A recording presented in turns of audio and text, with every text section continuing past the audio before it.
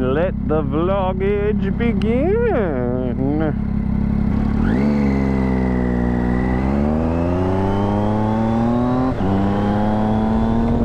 Hi, I'm Chad, and welcome to Virtual Reality. If you're one of the 20 people that have watched my previous vlogs, you will know that I love to start off in virtual reality because it is where we can go fast. And that is what I'm about to do right now.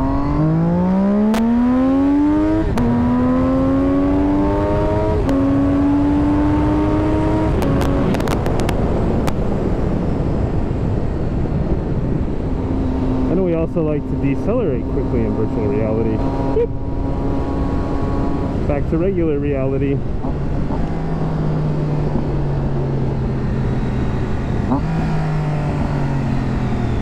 One of the things that I love about living in Southern California, it's March, and while I want to say 25% of the nation is still facing snow, it's 78 degrees and there is like barely hints of clouds in the sky.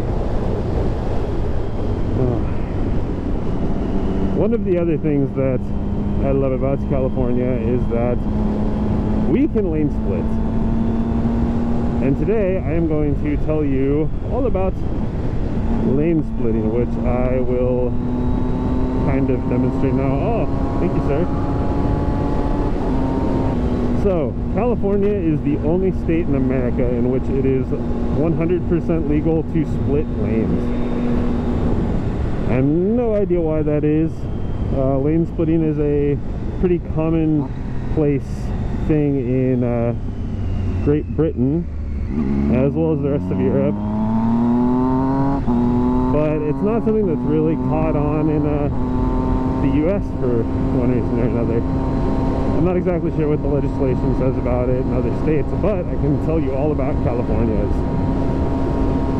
So in California, lane splitting became 100% officially true, undoubtedly legal, I think in 2016. Correct me if I'm wrong, it might have been 2015, but I know it was legalized within the time that I have been writing. So before that, it just wasn't regulated. There were no laws for or against lane splitting in California. Now, the American Motorcyclist Association has been battling for motorcyclist rights, including lane splitting, for many, many years. And I don't know why California allows it, but nobody else does. Time for a bit of a history lesson. Legislature was passed in the state of California, which regulates lane splitting, but also recognizes it as a legal option. Previously, there was no regulation on lane splitting, no laws against, yet no laws in regulation. So you kind of just go do whatever you want, and a police officer would determine whether or not you were riding recklessly. However, in other states, I know you can face severe penalties for lane splitting. I think it is one of the stupidest things that a state can write you a ticket for, because there are so many great reasons to do it. First off, when practiced cautiously, it is actually a lot safer to split lanes in traffic. Now, when you're gridlocked in traffic, there are not a lot of opportunities for people to change lanes. However, there are a lot of people, especially here in Southern California, who like to play on their cell phones while they drive. And especially in traffic, it's easy to get distracted if you do. Lots of fender benders, low speed accidents, things like that tend to happen. Now, if you're on a motorcycle and you get rear-ended by a car even at 10 miles an hour, 20 miles an hour, that could still be pretty severe. You know, you go off your bike, you're looking at very worst, you're going to be pretty sore. But I mean, looking at potentially broken bones, good chance your motorcycle is actually going to sustain some detrimental damage. When you are splitting lanes in traffic, you're in between the cars. Therefore, your chances of getting rear-ended are, I want to say, pretty much none. I don't have an actual statistic for this, but I'm just going to go ahead with pretty much 0. Another benefit to lane splitting is that you do not take up space on the road. Space is much more effectively appropriated. Now, even though motorcycles only account for 1%, if that, of motor vehicles, 1%, it helps a bit. In addition, I think it gives people more incentive to use a motorcycle. Extremely effective forms of transportation, and I wanted to cover this topic because it ties back into my last vlog about commuting on motorcycles. In my last video, I touched on advantages of commuting on a motorcycle as well as disadvantages, I guess. And one of the big advantages here in Southern California, which I think makes it incredibly worthwhile to ride a motorcycle as a form of transportation if you commute, is because you don't have to deal with traffic. Not as much of it. Don't get me wrong, this thing is not comfortable when you're going 20 miles an hour splitting lanes and dead stop traffic on the 405, but it's doable. Now, let's talk about the dangers of lane splitting, because there are some. Now, I think the biggest one, obviously, is having a car change lanes into you. And I actually have first-hand experience with this. Back in 2014, when I still had my Honda, I was splitting lanes, although towards the right side of the freeway on the 5, going down to Mission Viejo, somewhere around there, thereabouts. And I'm splitting lanes. I don't think I was in the rightmost lane, but it's ridiculous. It's like a 7-lane freeway, and I was splitting in like the second most right lane. So naturally, I'm going and I'm splitting lanes, and I want to say this is a pretty good look at my situation. So just imagine I'm splitting lanes, and I'm pulling out into an area where there's no car in this left lane here, but there is a car in the right lane. And at this point, I'm no longer splitting. I'm in my own lane, but I had just been splitting, and the car goes over and knocks me.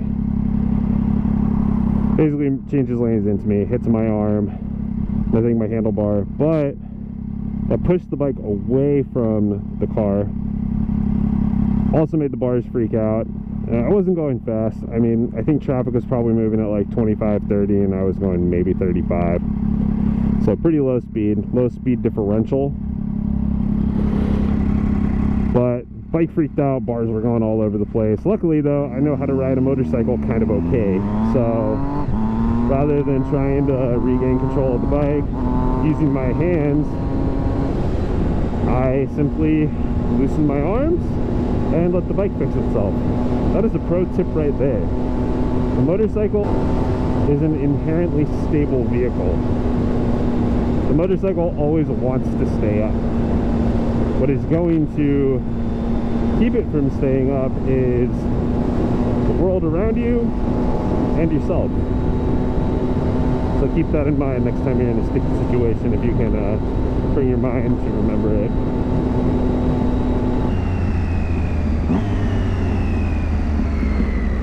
Oh, it's so pretty here. I love where I live. There are too many people, but everything else about it's great. Now, a lot of people, especially in the state of California, because it is legal, do not use common sense when splitting lanes. If traffic is stopped on the freeway and you are going, I don't know, 60 miles an hour, you're probably going to have a problem.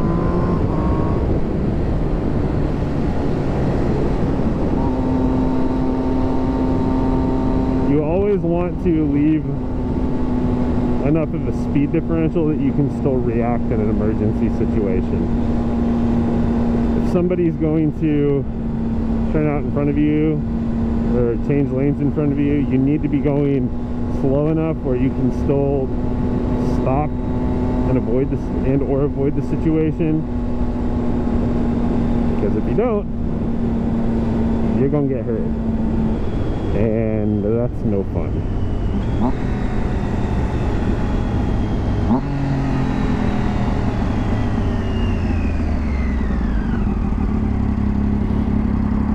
I think that lane splitting is a safe and effective tool if practiced safely.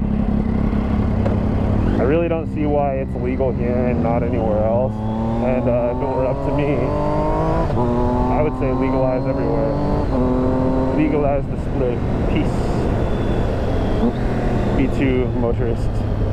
I've heard about people road raging in other states and moving over to block people that are splitting lanes, and I've never really had that problem here. I think it's a generally accepted practice. Maybe once or twice someone's decided that they should keep me from being where I need to be faster because I chose smarter transportation, but it's a rare occurrence.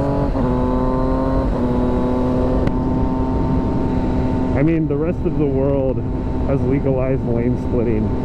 I can't think of a country where it is illegal aside from the United States off the top of my head. Feel free to drop some countries in the comments below that have not legalized lane splitting. I'd be interested to find out who. And here we go. Safely splitting lanes. Notice how I'm not flying past the vehicles between whom I split. Nice and easy, like so. And that is safely splitting.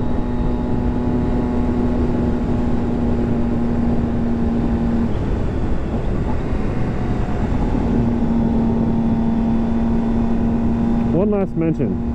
The law in California says that you can only split in the far left lane where vehicles aren't changing lanes and merging in and out of traffic as often.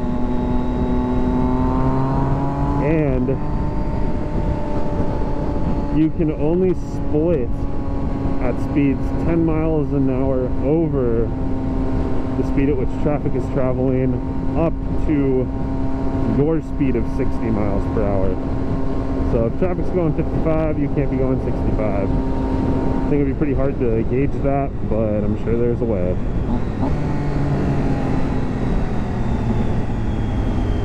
Thanks for watching. If you enjoyed the video, like, comment, subscribe. Open to suggestions and new topics. If you drop a topic, I will make a video of it, because I don't have a lot of stuff to talk about that hasn't already been covered. If I don't get any topics, I will just keep doing the general moto vlogger vlog topics.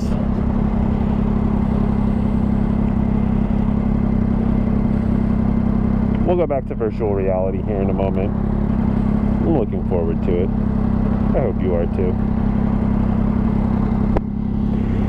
In virtual reality, here we go.